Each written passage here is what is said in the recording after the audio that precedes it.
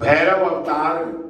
एक बार सुमेरु पर्वत पर बैठे हुए ब्रह्मा जी से सब देवताओं ने अविनाशी तत्व पूछा कि वो अविनाशी तत्व क्या है। तब ब्रह्मा जी ने बताया कि हे देवताओं, मैं ही मात्र संसार की उत्पत्ति का कारण, अविनाशी, अज तथा अनादि ईश्वर हूं। मुझसे परे और कोई देवता नहीं है। यह सुनकर भगवान श्री हरि ने उन्हें समझाते हुए बताया कि तुम यह क्या कह रहे हो? तुम मेरी आज्ञा से ही सृष्टिकर्ता बने हो। ऐसा कहकर तो मेरा संसार सरासर अनादर है। इस पर दोनों में विवाद छिड़ गया। चारों वेदों को झगड़ा निपटाने के लिए बुलाया गया। अब चारों वेद मूर्ति धारण कर वहां उपस्थित हुए। उन्होंने बताया कि जिसके अंदर समस्त भूत निहित हैं तथा जिससे सब कुछ प्रवृत्त होता है और जिसको परम तत्व कहा जाता है, वह तो एकमात्र शिव है। यह सुनकर श्री हरि और ब्रह्मा जी बोले कि हे वेदो, यह तो तुम्हारा अज्ञान है।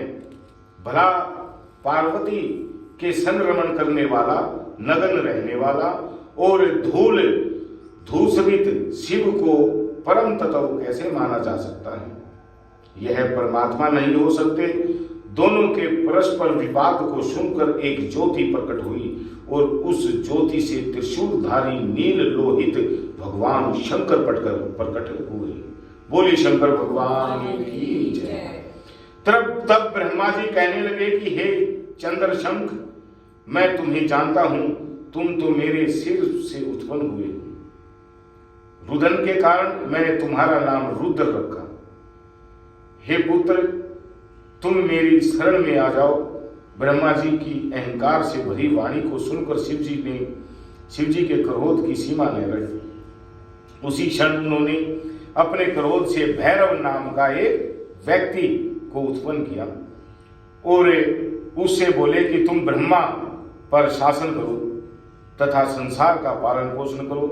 तुम्हारा नाम भक्तों के पाप भक्षण करने के कारण पाप भक्षण ही होगा।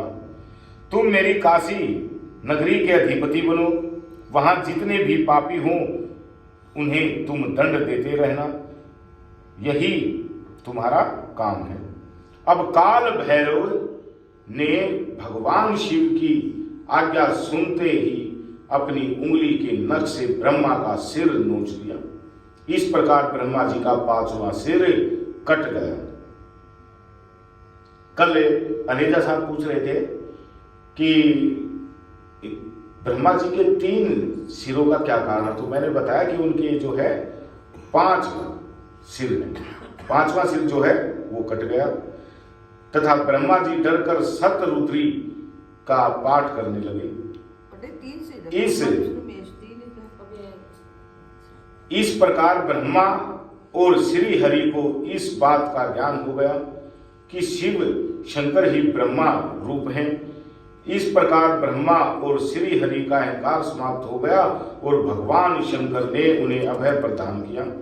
इसके बाद भगवान शंकर ने भैरव से कहा कि अब तुम ब्रह्मा के 5वें कपाल को धारण कर इसके आश्रित होकर भिक्षावृत्ति करते हुए अपनी ब्रह्म हत्या के पाप को दूर करो, क्योंकि ब्राह्मण का वध कर दिया, ब्रह्मा जी का एक सिर काट दिया। तो आप जो है ब्रह्म हत्या के पाप को दूर करो। फिर भगवान शंकर ने ब्रह्मा रूपी कन्या को पैदा करके भैरव से बोले कि हे काल भैरव, जब तक तुम चाहो घूमते रहो, परंतु इस कन्या के काशी पहुंचने से पहले ही भयंकर रूप धारण कर वहां पहुंच जाना और इससे कहना कि काशी को छोड़कर जहां भी जाना चाहे चली जा।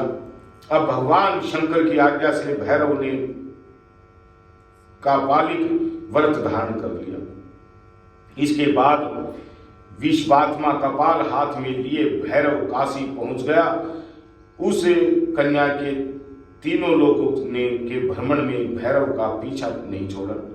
एक बार भैरव नारायण लोक में पहुंचा और भगवान नारायण ने उन शिव रूप को देखकर समस्त देवताओं सहित प्रणाम की और स्तुति की।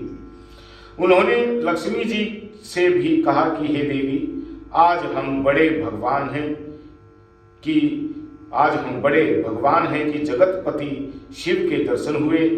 इनके दर्शन मात्र से मनुष्य इस संसार के अवागमन के चक्कर से छूट जाता है।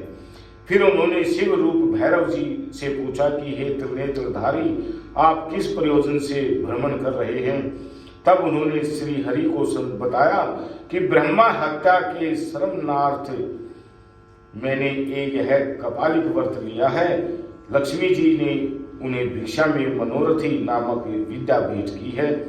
भैरव जी कपाल रूपी खप्पर में वह विद्या लेकर प्रसन्नता पूर्वक भिक्षा हेतु दूसरी जगह को चल पड़े।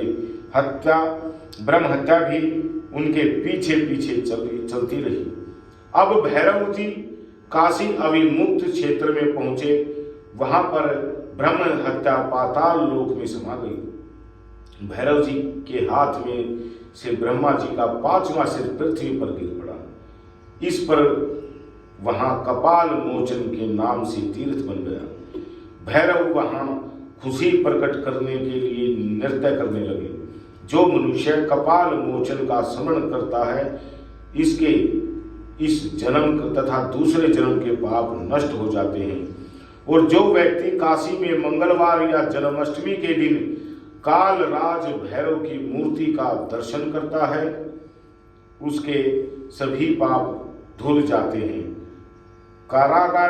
कारागारादि बंधनों में जो मनुष्य कैद में होता है, जकड़ा मनुष्य भी कष्टों से मुक्ति पा जाता है। बोले शंकर भगवान की जय।